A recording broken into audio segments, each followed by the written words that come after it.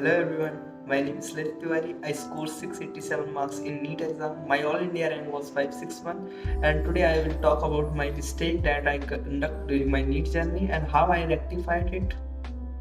So stay tuned. Start from my first mistake, that wandering to too many books.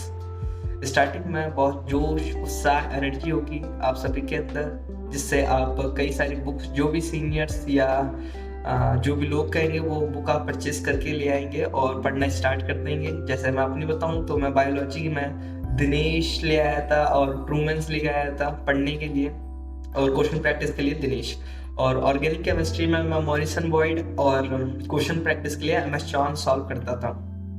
In organic chemistry में मैं JD ली prefer करता था and physical chemistry में मैं Narendra Awasthi solve करता था, और फिजिक्स में मैं रेसलिंग हेलिडे थ्योरी के लिए पढ़ता था और क्वेश्चन सॉल्व करने के लिए एससी भी सॉल्व करता था। एट द एंड इन सभी बुकों की इन सभी बुकों का पूरा इन्फॉर्मेशन आपको याद रहे और आप मॉक टेस्ट में अच्छा स्कोर करते हैं, बहुत कम चांस है और बहुत ही मुश्किल है कि इन सभी बुकों की इन्फॉर्मेशन आप याद करके मॉक टेस्ट में एक अच्छा स्कोर कर सकें। तो इसलिए इस साल मैंने सिर्फ प्योरली एनसीईआरटी पे ही फोकस करा और कोई सी भी रेफरेंस बुक मैंने यूज़ नहीं करी, और इससे मॉक टेस्ट में बहुत अच्छे नंबर आए। Mistake is not giving mock test, ये शायद बहुत बड़ी मिस्टेक होगी। जो अभी नीट एस्पिरेंट कर रहे होंगे वो मॉक टेस्ट नहीं सॉल्व कर रहे होंगे।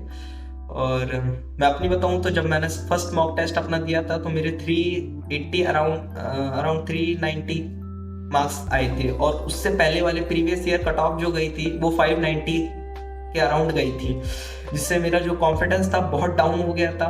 और इससे मैंने पूरे साल इस वजह से मैंने पूरे साल में सिर्फ एक ही मॉक टेस्ट दिया और नेक्स्ट मॉक टेस्ट में देने गया ही नहीं कभी। और फाइनली स्कोर नीट में जो आया मेरा 595 आया है, क्योंकि जब मैंने मॉक टेस्ट नहीं दिया तो मुझे अपने वीक एरियाज नहीं पता चले, और जब वीक एरिया पता नहीं चले तो मैं उनको पे काम नहीं कर पाया और उनको रेक्टिफाई नहीं कर पाया। तो इस साल मैंने नियरली एवरी संडे में टेस्ट देता था, मॉक टेस्ट एवरी संडे। इस साल मैंने हर संडे टेस्ट देता था और लास्ट के मंथ में मैंने 100 मॉक टेस्ट सॉल्व करे थे, जिससे मेरा मार्क्स बहुत ज्यादा बूस्ट कर गया और मेरा फाइनल स्कोर 687 आया। Next mistake is not solving exam based question.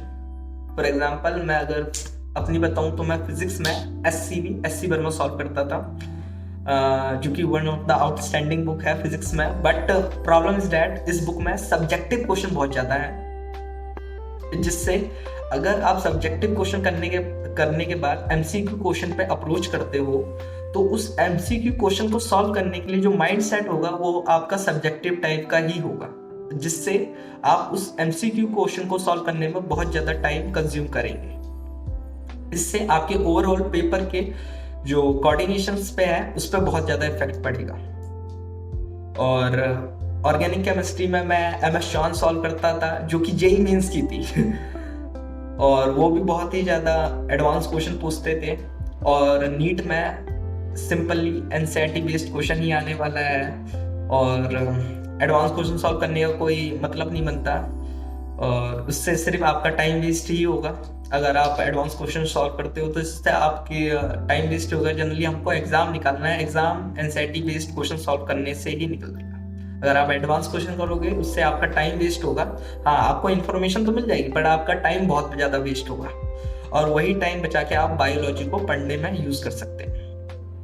तो इस साल मैंने फिजिक्स में एमटीजी सॉल्व करी, जो कि फुल्ली एमसीक्यू बेस्ड है, और उस क्वेश्चन को मैंने टाइम बाउंडेड मैनर में करा, जिससे मेरा फिजिक्स में बहुत ज़्यादा स्कोर बूस्ट हुआ। और एट द एंड मेरे फाइनल नीट एग्जाम में फिजिक्स के सेक्शन में मेरा स्कोर जो था 175 था, सिर्फ एक क्वेश्चन गलत था फिजिक्स में। और केमिस्ट्री में मैंने एनसीईआरटी पढ़ी और आकाश के मॉड्यूल के क्वेश्चन बैंक लगाया था, आकाश के मॉड्यूल का सेशन ए और सेशन बी बस।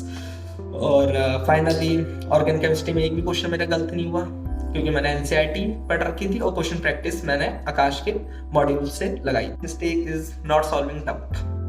When I am in Akash institute, मैं अपने डाउट जो थे वो सॉल्व करता ही नहीं था। मैं टीचर से नहीं पूछता था, मैं सोचता था कि अगर 50-60 बच्चों का बैच था, अगर मैं उसमें से खड़ा होकर सर से पूछूं, sir please give me this solution, तो बच्चे क्या सोचेंगे, ऐसा सोच के मैंने कभी अपने डाउट सॉल्व करे ही नहीं। जिससे क्या हुआ, मेरा फाइनल स्कोर बहुत ही कम हो रहा, और जनरली जिसमें मुझे डाउट था उसी टॉपिक से 4-5 क्वेश्चन आ गए थे फाइनल नीट एग्जाम में, और तो मैं स्कोर भी नहीं कर पाया फिर 5-6 क्वेश्चनों में। बट दिस ईयर मैंने किसी भी कोचिंग में एनरोल तो नहीं करा था, बट मैंने एक कुंडुच नाम का एक ऐप आता है, उसमें मैंने सब्सक्रिप्शन ले रखा था, और उसी से मैं डाउट सॉल्व अपने करता था। जनरली इस साल बहुत ही कम डाउट, मैंने कोशिश करी कि मेरे बहुत ही कम डाउट हों, और जो भी डाउट हो ऑन द स्पॉट उसको सॉल्व कर दिया जाए एनसीईआरटी को स्टडी कर। माय लास्ट मिस्टेक और सबसे बिगेस्ट मिस्टेक यही थी कि मैं एनसीईआरटी ही नहीं पढ़ता था। मैं जनरली ये सोचता था कि एनसीईआरटी तो सभी पढ़ते हैं, सभी थोड़ी सेलेक्ट हो जाते हैं, इसलिए मैं रेफरेंस बुक पढ़ता था। बट एट द एंड जब मैंने नीट एग्जाम पेपर देखा, तो उसमें 95 to 96% पेपर एनसीईआरटी बेस्ड ही आया, एनसीईआरटी की लाइन से ही उठ के आया, और वो सारी लाइनें तो रेफरेंस बुक में लिखी ही नहीं थी।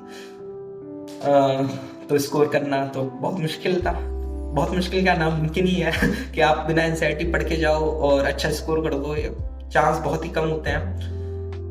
सो दिस ईयर मैंने सिर्फ एनसीईआरटी ही पढ़ी, प्योरली एनसीईआरटी पढ़ी, कोई भी रेफरेंस बुक यूज नहीं करी, और केवल एनसीईआरटी ही पढ़ता था। अगर मैं अपनी बताऊं तो मैंने बायोलॉजी में 25 to 26 टाइम्स मैंने एनसीईआरटी पूरी रिवाइज कर दी थी, बायो की बार बार रिवाइज करते गया। ऐसे ही केमिस्ट्री में, इनऑर्गेनिक और ऑर्गेनिक केमिस्ट्री में नियर बाय मैंने 10 to 12 टाइम्स उसको एनसीईआरटी से रिवाइज करा था, जिससे वो क्या था कि सारी लाइनें छप जाती हैं आपके माइंड में, और फाइनल एग्जाम में अगर उन्हीं लाइनों में से क्वेश्चन आता है तो आप टिक मार के आगे चले जाओगे, और वो आपका बिल्कुल सही होगा। This is all about my mistake. Thank you for watching my video. If this video help you, then please share and subscribe my channel. It will help me to grow. Thank you.